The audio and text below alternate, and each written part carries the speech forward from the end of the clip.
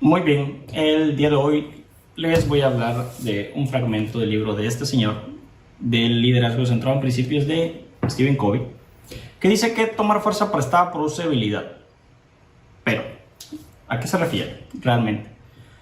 Dice que hay muchas personas que son líderes, que son directivos o que ocupan algún puesto de autoridad en alguna empresa X o Y razón, que son personas muy competentes, que son personas preparadas, que son personas capaces y que tienen muchos conocimientos, pero que emocionalmente y espiritualmente son personas inmaduras. Que esto puede llevar a que estas personas intenten compensar la deficiencia o la brecha tomando fuerza prestada de algún factor externo, o sea, ya sea de su puesto, de la autoridad que puedan llegar a tener. Dice que una persona emocionalmente inmadura tenderá a tomar fuerza prestada de algún puesto de trabajo, de la fuerza física inclusive, de la experiencia o del intelecto inclusive que pueda llegar a tener esa persona para poder compensar el desequilibrio que tiene de su carácter.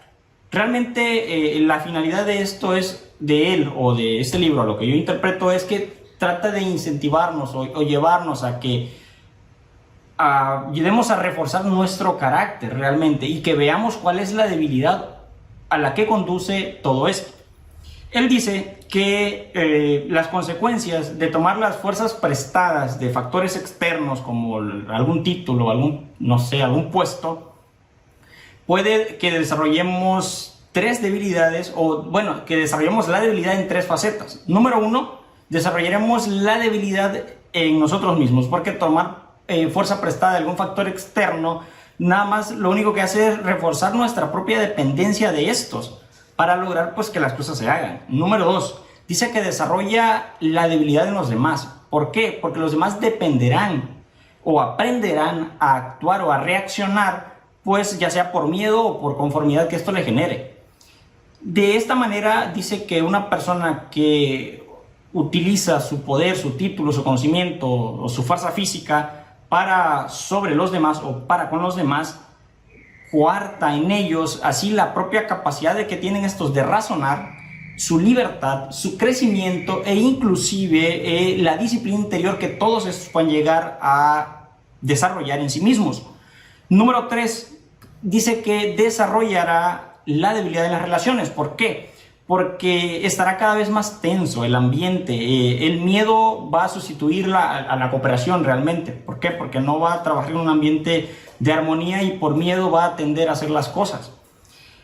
Y todas y cada una de las personas implicadas o relacionadas con pues se harán un poco más arbitrarias realmente, no serán más inestables, estarán más a la defensiva. Por ello dice que estas tres facetas, en estas tres facetas se desarrolla la debilidad. Número uno, desarrollamos debilidad en nosotros mismos. Número dos, debilidad en los demás. Y número tres, debilidad en las relaciones. Dice que este tipo de personas, para ganar una discusión o una disputa, tienden a utilizar sus puntos fuertes, como todo, ¿no? Y las capacidades para arrinconar a la gente, que aunque estas personas tienden a ganar la discusión, pues realmente pierden. ¿Por qué? Dice que concretamente que cada vez que nosotros tomamos prestada fuerza de algo externo, ya sea de nuestro puesto, de nuestro título, de algún estatus que podemos llegar a tener, ¿qué pasa cuando estas cosas cambian o cuando estas cosas desaparecen? Dice que, pues, por una obviedad, quedamos paralizados por las debilidades o las carencias que estos, pues, dejan en nosotros. ¿Por qué? Porque de todo esto que nosotros hemos desarrollado en nosotros mismos y en nuestras relaciones y en los demás, desaparece. ¿Por qué? Porque todo cambia.